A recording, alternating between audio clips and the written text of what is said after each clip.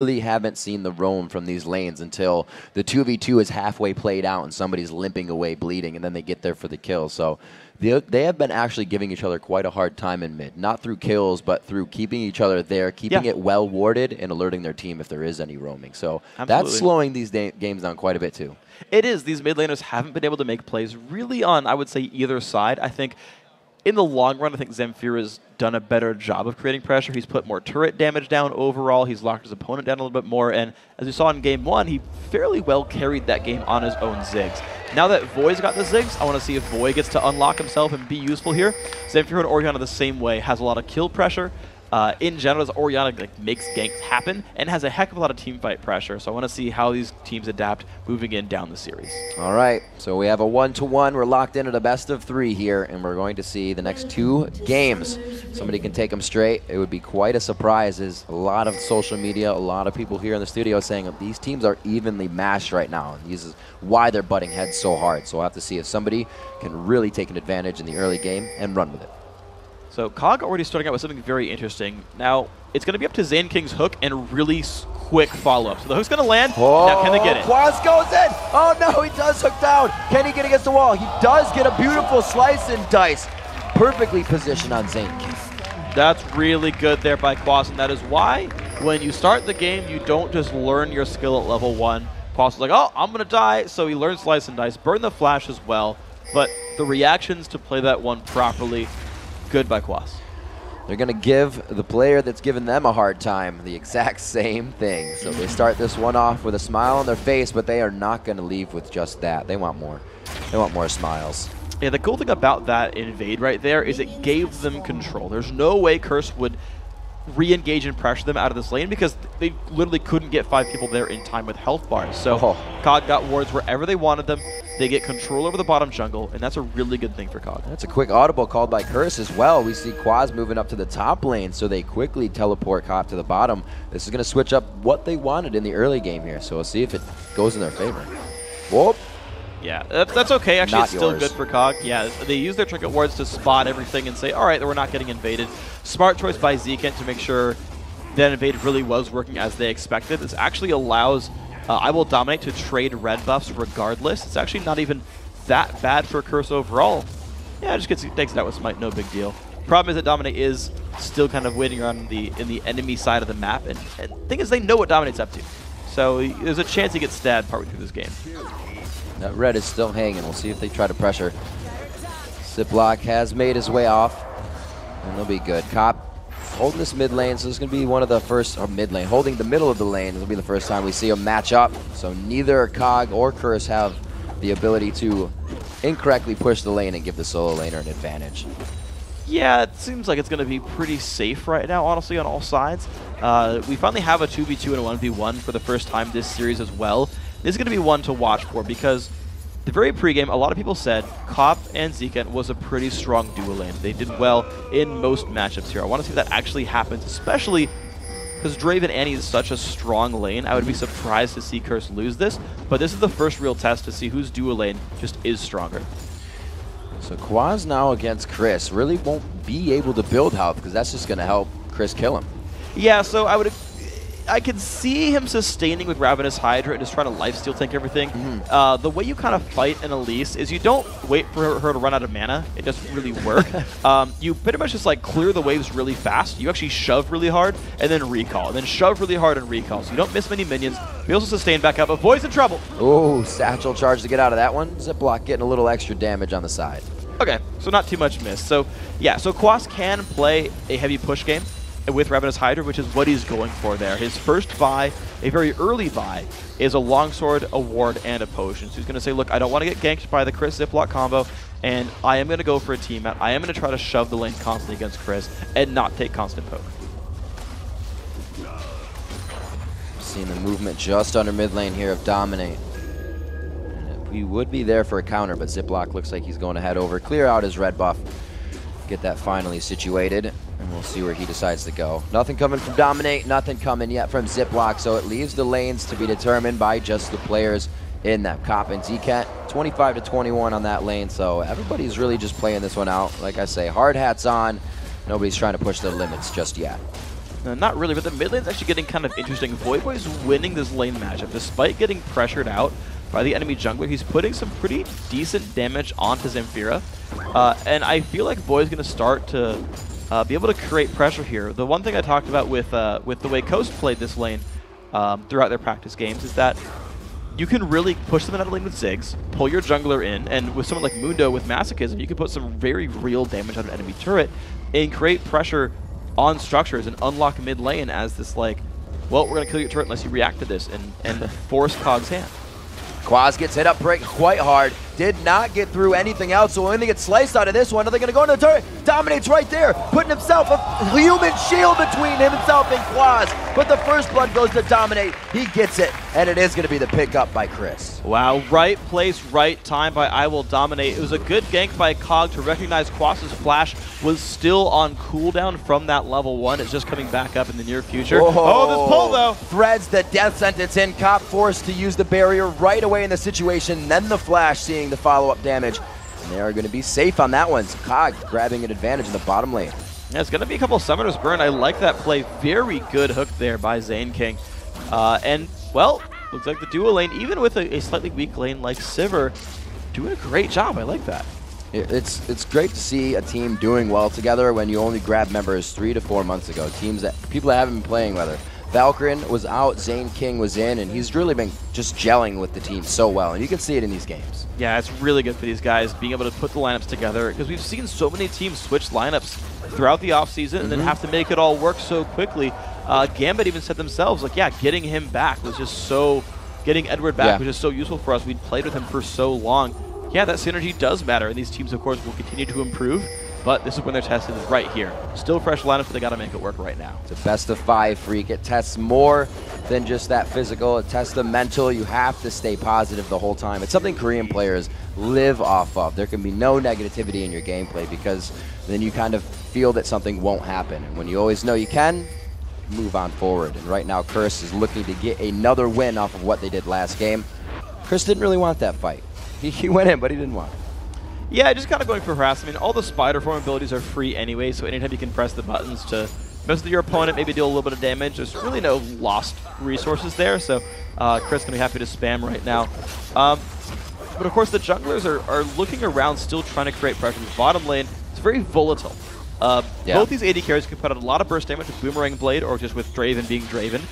Annie and Thresh both have a great amount of crowd control from range. They can set up their junglers for kills pretty easily, and I want to see next time these guys show up. Ziploc tried, but turned back around a little while ago. Dominant usually focuses Quas lane. They look to get him pretty fed right now, but he's doing a little bit of counter jungling of his own, and it looks like we may get focused on Voyboy in mid. They know Ziggs is going to be a problem. He kind of walks it out, but I think he was seen by that ward and saw the movement of Voyboy. Yeah, so right now these mid laners aren't getting to do very much. The first blue buff is when things start to get really interesting because you've got enough mana to just relentlessly clear your lane out and guarantee there's no opportunity cost to go and roam. So right now the blue buff's being taken about the same time. This is when it starts to get interesting. So, alright, Voy's got blue, Zamfira's got blue. Both these champions are very good at killing off minions, and there's not much to do once you kill the minion wave, so it's either going to be like game 1 where Voy kept taking race, or they actually start joining their junglers and making plays in the other lanes. Gold's there very close within this game. Dragon, you know it looks tempting to these teams. They're thinking about it. But right now the laning phase continues. See Voyboy going back to pick up raids. He wants to keep himself safe in lane. There's really nothing to push, so he's letting the wave actually come to his turret every time. He is fearing Ziploc a little bit, and he knows that ultimate from Zamfira can turn things very quickly. I like that though. The W does a low enough damage that he can last hit while still setting up the rest of them under the turret. It's a good adaptation. It shows that he knows Ziggs really well. Yeah, I like that. So Chris actually, interestingly, ran out of Spiderling so far. He's actually been fighting Quas pretty heavily, losing his spiders while doing so, but ultimately running out of mana, which he needs to spawn more spiders. He thought that was going to be a cocoon, but it was the Q. He gets a good amount of damage in there. Chris feels confident. He's in no mana cost mode. He's just going to keep farming the lane. 55 to 50 there. It's really the best CS matchup we've had, but really the first time they've matched up.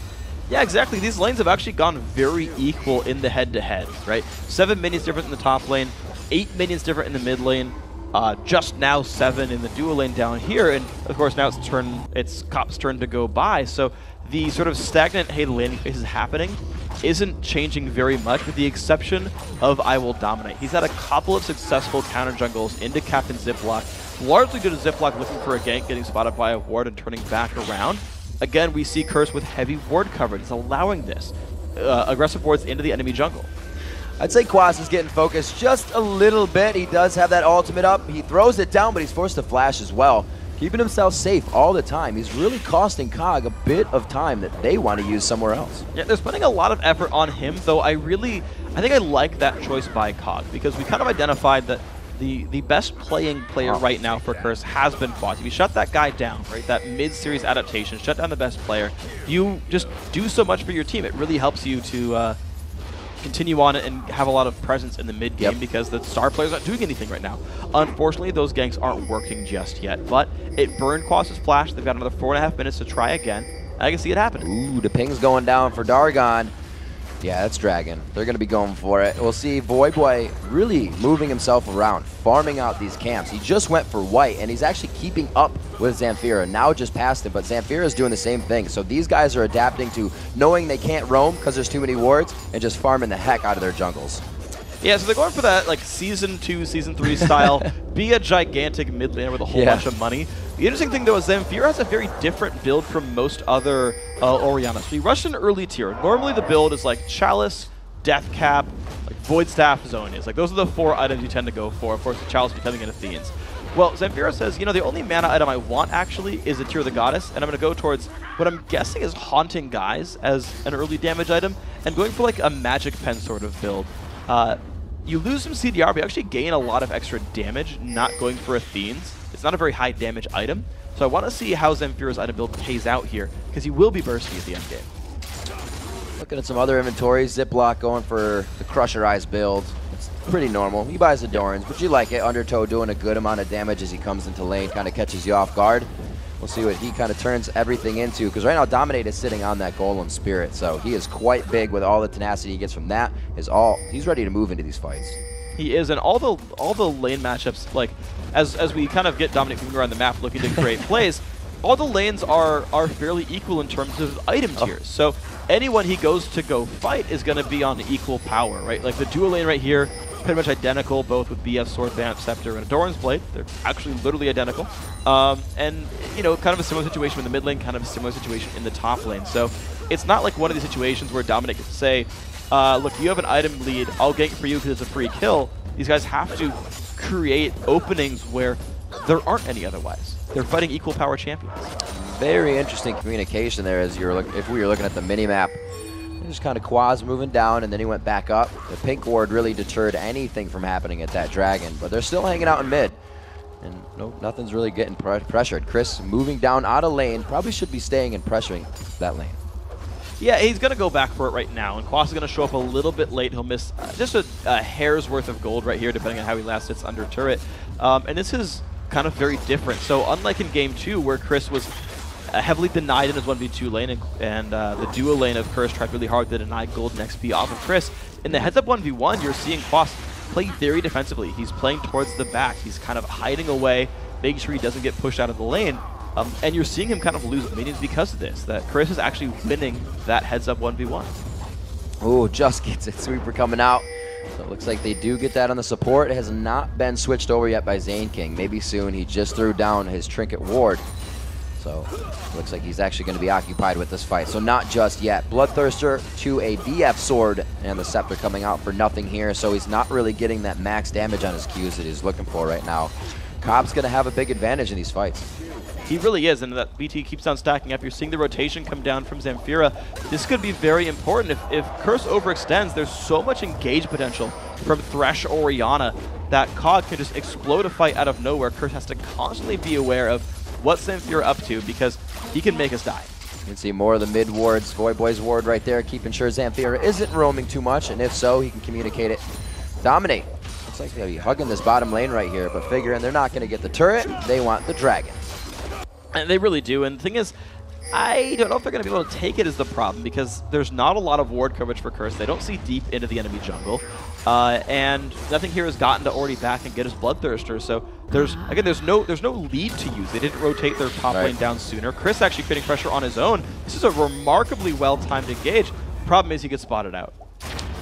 Nope. Is he going back? Got to get that last auto attack in. They're just dancing this one out. He's going to get good damage on Quaz, but like I said, Quaz not building that HP, is able to just kind of fight it back. He does have the Tiamat auto reset, so he can get some damage out before they get away. And the one thing I really like about Quaz's Tiamat build is he just completely shreds Elise's Spiderlings. He actually heal off them with his Q, and it's a significant portion both of her damage and her sustain is those Spiderlings. Quaz is very well poised to remove that power. It's like they hold the Ziggs bomb. There will be 0 attempt for the Dragon, and CoG, third game in, grabs their first Dragon away from Curse. And that's kind of what CoG's comp does. Their 4v4 is actually very good. It's very well self-contained. It's a lot of crowd control, a good amount of burst, and good follow-through, especially with that Bloodthirster being done. And Curse knows that between Orianna and Sivir, it's easy to catch them, but Quas trying to make plays 1v1. Itemizing quite well with that Glacial Shroud, but he still takes a good amount of damage, and he's forced to flash Cocoon out of that. Quaz showing dominance in the top lane now, is going to start knowing he can bully Chris around. Well, he did take his ult. Ooh, nope. Inferior second lane.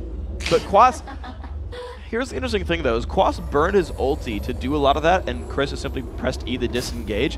The difficulty is that Chris is running out of mana, but I feel like if Chris can find some way to get a real mana bar here where he can actually cast spells more than a few times, it's a good fight for him.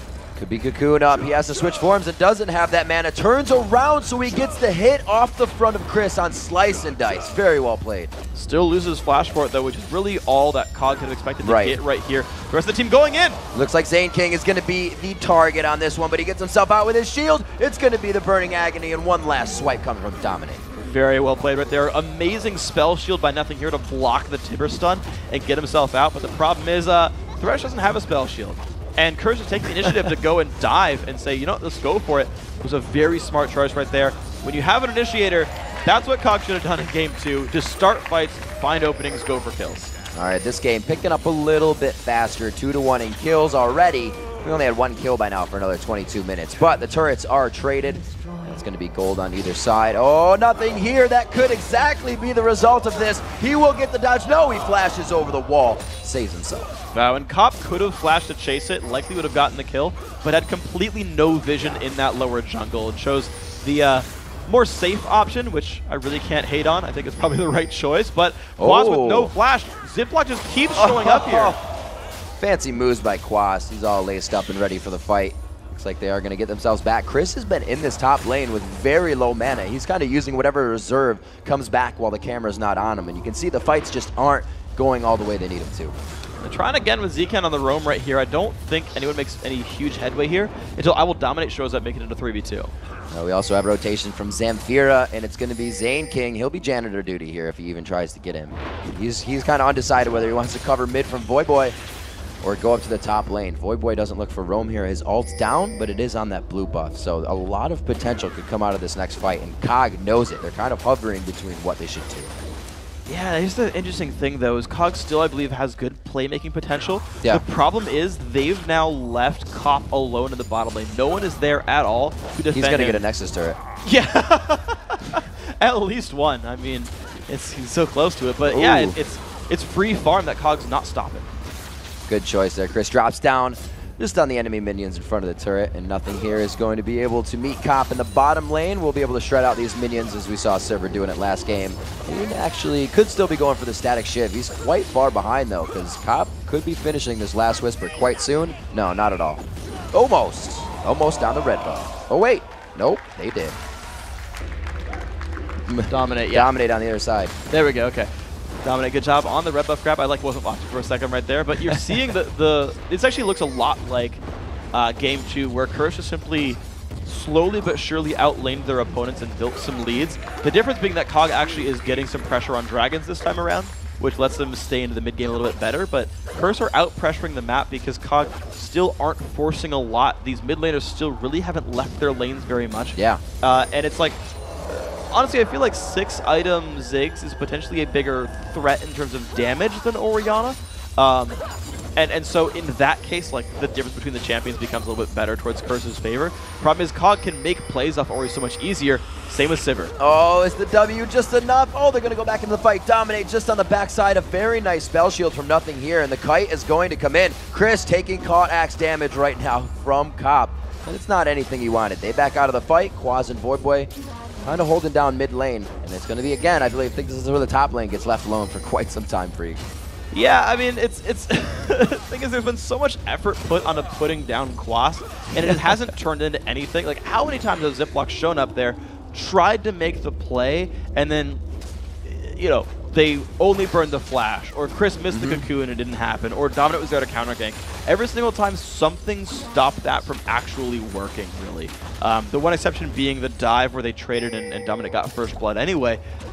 These dives haven't succeeded here for CoG. Like, I keep saying they should be making plays. They're trying to. The problem is they're not working. And despite all of that, Quas still up 20 minions on his lane opponent. That 1v1 matchup, despite CoG's efforts, still going Curse's way. So I'm saying, okay, well, try a different lane. And you saw them try to dive towards the bottom. Didn't quite work, but CoG can't stop trying.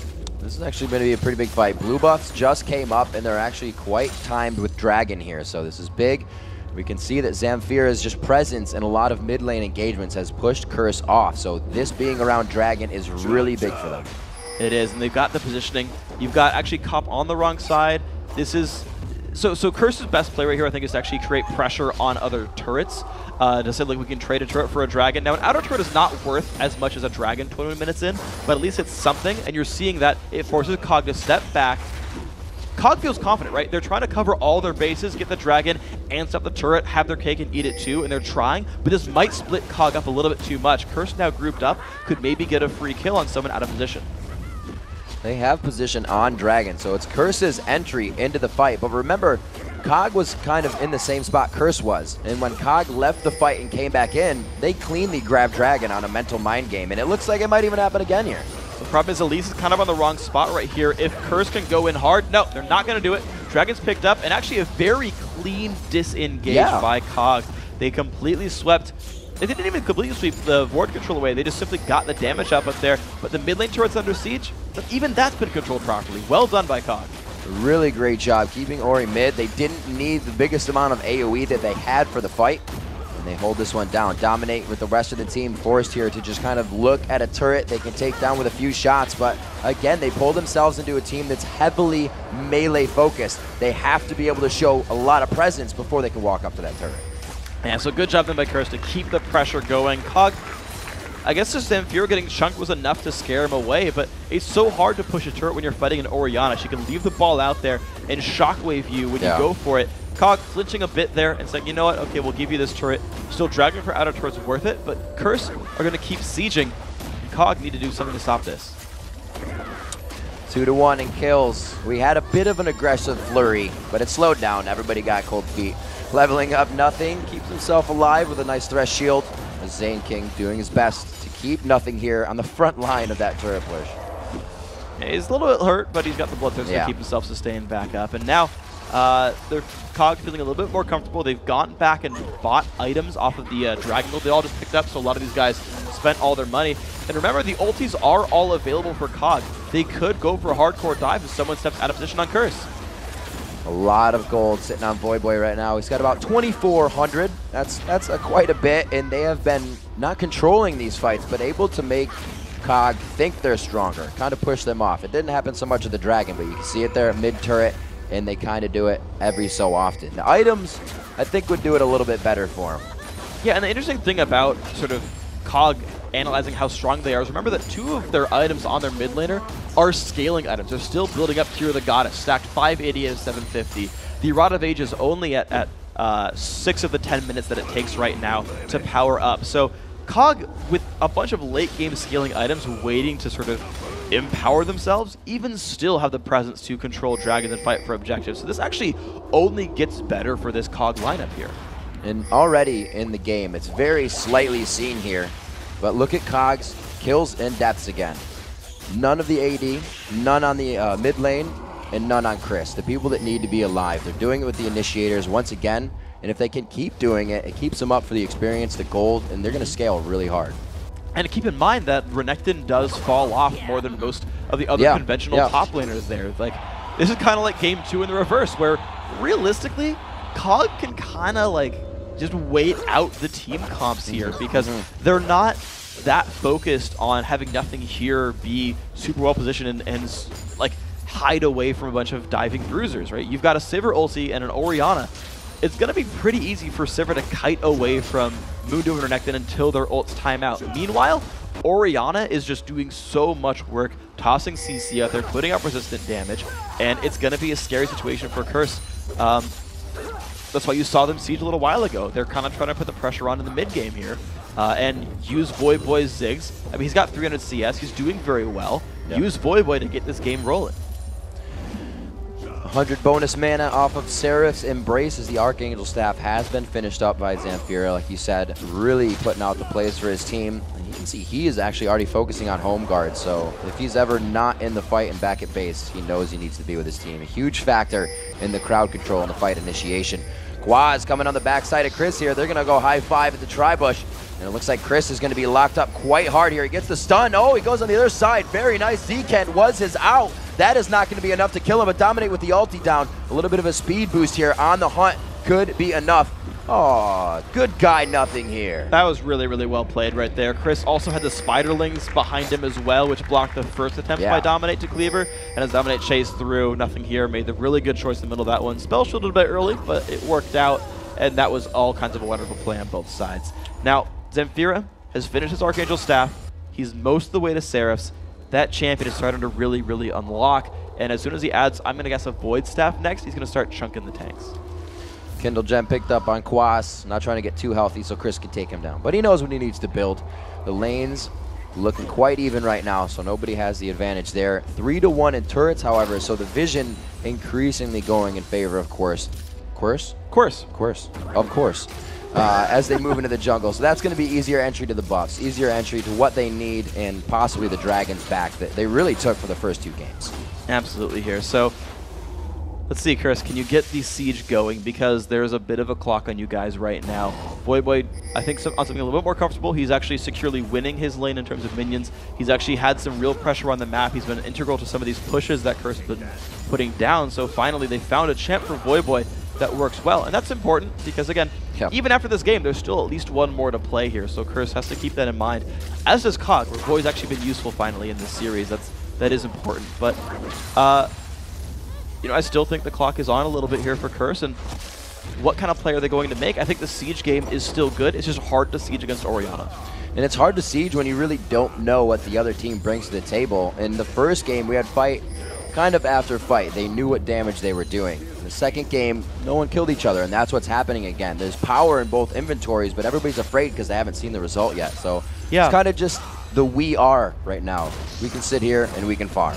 Yep, high-pressure tournament games, these guys very risk-averse right now. Yeah, absolutely. And it's caused them to take a whole lot of thought about, like, okay, what can we do ideally next time? The Dragon is going to keep forcing the conflict, and Curse actually really making a stand here. Curse says, you know what, we're strong enough to take this Dragon. We're going to zone you out with this Ziggs. I like this by Voy. With blue buff, he can keep putting out mines, keep putting out satchels.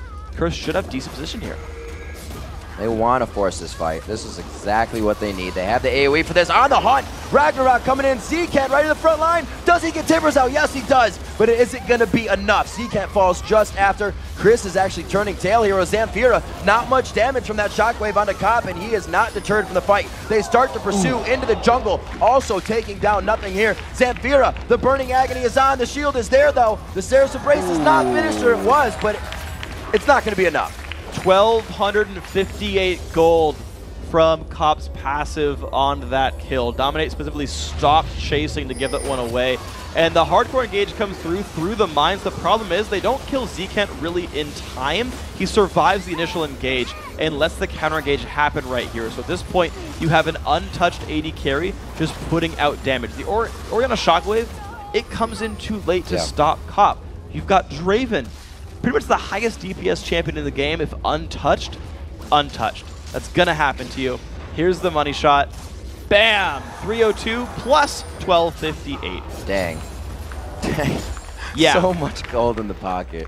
6-3 now is just saying they don't know what damage they can do. It's now apparent. 30 minutes into this game, they grab a quick 5,000 gold lead there, putting it up a little bit more from what it was before. And we're seeing huge core items coming out of Voyboy, of the rest of Curse now. 4,000 gold cop. Go spend some money. Hey, he's gonna one-shot the Infinity Edge like last time. So Yep. That's how you play it, right?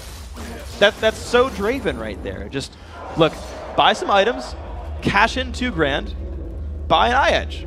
Man mode that. That's how you do it. Only way to play Draven. And it looks like Curse has kind of canceled out that factor of seeing nothing here, Zamfir and Chris not dying. It looks like it's really Voyboy and Cop taking the role of that now this time. 1-0 and 3 for both of them. 358 CS. We mentioned that Voyboy was going into the jungle and taking creeps, but it's a little over excessive.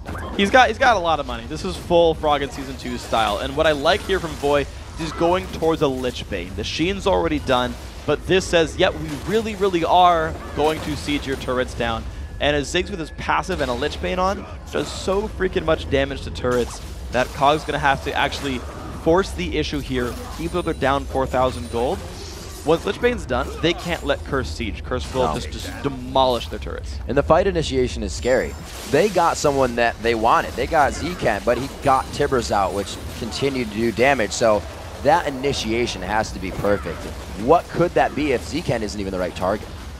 I mean, the problem is it's a whole bunch of tanky frontliners and then like a Ziggs and Draven hiding in the back. Yeah, so giant crits, right? He one-shot an eye-edge, a lot of damage right there. Good luck with that, buddy. You can see 1,155 damage crits on minions from Cop here. So the hooks need to land on a Draven or Ziggs. That's what needs to happen, is somehow CoG has to find their way in. You know, if that's an Elise Repel or an Olaf flank. Basically, someone has to get to the back line and get a Shockwave or get a Miracle Hook from Zane King. Without that, this siege continues, and Curse eventually takes the game. Voyboy is completely keeping the team at bay here. That was huge props to him on that one. Dominate was throwing cleavers in, but CoG could not do anything. No, they can't. They're being held far away. They have so few initiators. So unlike last game where they had Leona, that got banned this time by Curse. And with Curse banning Leona, it allowed them to play a siege game. It allowed them to be very confident in playing Draven, saying, well, CoG, you're not going to easily get in on us, but here's the attempt. Coming from the side, this is what they need, that pincer move. They're going to be able to grab Dominate, but that is where the HP is coming from. They can't focus the tanks. That didn't even do any damage to Quas, and they are going to keep pursuing this fight. Nothing here, turns around to try and grab some gold for himself, but it's not enough for the kill. So Curse going to keep moving forward. 2 champions, all they really need. Tibbers can tank 1 turret shot, and this turret's likely to fall down right afterwards, actually. Curse with a lot of control. I think they're maybe too low to risk Baron, but they can stay for the inhibit back in time. They got to get back. Zamfir is still doing a bit of damage, but this build has left him as way too much utility for his team. He's not able to put out the damage. A command Shockwave didn't even deter Cop, let alone hurt Quaz in that last fight. Yeah, so once again, CoG couldn't get into the backline. Voyboy and Cop were largely unthreatened, and even if they were threatened, they certainly didn't go down. And again, that's kind of the Elise pick right there. It's not really a dive buddy with Ziploc. You can't like Elise ult both those guys in and expect them to really take down the back line by the 2 of them. And so that removed a lot of potential here for CoG to deal with the back line. Instead, they're at this sort of weird state where it's like, you kind of just got to hit Renekton and Mundo in the face and hope you deal more damage. Problem is, their comp isn't really built to do that, so CoG kind of put themselves into a weird bind here.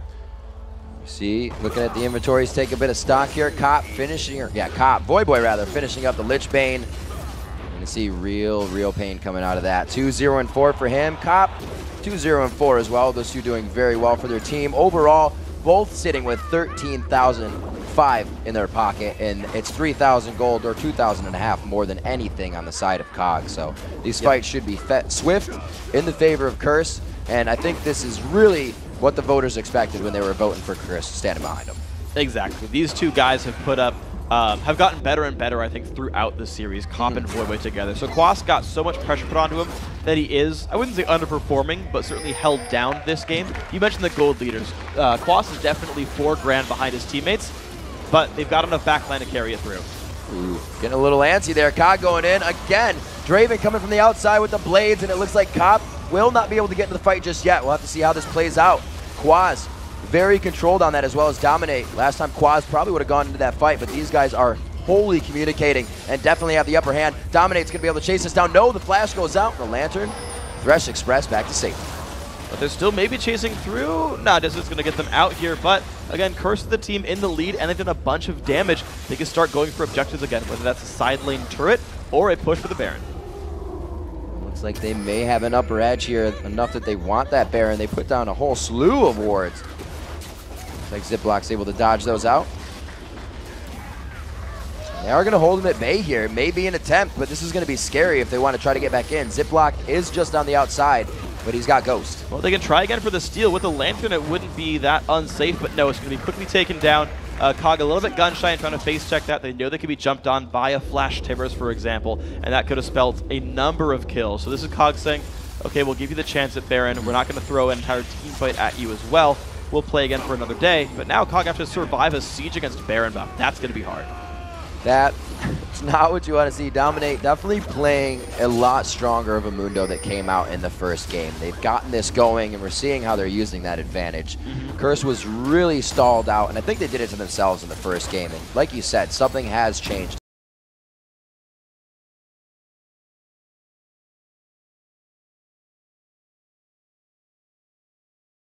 They're really putting it up now when it matters the most here. This game 3, I think, looks the most convincing of any of the games we've seen so far in this series. And it's like, all right, Boy got something comfortable. Cop's doing well. The 2v2 lane went just fine. And they're starting to really scale up in these team fights. They're hard to deal with. CoG they don't even have a comp that'll deal with those champions. So it's really just on Boy and Cop to keep playing at this level, and they can carry their team on their backs. Quaz. Oh, there's the Yellow Command Shockwave coming in. Boy can take that down to 25% HP. Ziplock is being aggressed on. Nothing here, trying to give his team on the hunt. A little bit of utility to save on this fight, and it looks like they will do so. Not much damage was done to the turret there, but we talked about that. If Curse approaches the turret, it's for the fight, not for the quick takedown. Yeah, and now inhibitor turrets do regen as of the 3.14 patch, so if they push too slowly, they don't make any actual headway. But you just saw a fight that started with Boy getting caught, and he, oh my gosh. Oh, coming back. Woo. So that's really scary, and now I think Chris can go in. Great job, the 6-foot sidestep by Chris, and he keeps himself alive. The turret will go down, though. They wanted it after there wasn't enough CoG members to take out for themselves, and they're going to turn around and grab a pickup onto Ziplock there. The inhibitor goes down. Curse starts to gain a huge map advantage on this one. And here we go. These guys take one inhib. The second one laid open as well. This will be 2 inhibs at least. And with Baron regen, they could just stay in here. Yeah, Baron's going to be huge for this, especially the damage that Cop is putting out. It's one hunt. The Talisman of Ascension has not been used yet. Is that for the disengage? They only get Zekent. The ults are not enough coming from Zamfira right now. 60. Incredibly more definitive in this game. There was no pause. They didn't even get the first dragons, but Curse knew the entire time how to do it again. They got back on the bike, and they're going to pull out a second. Very well played.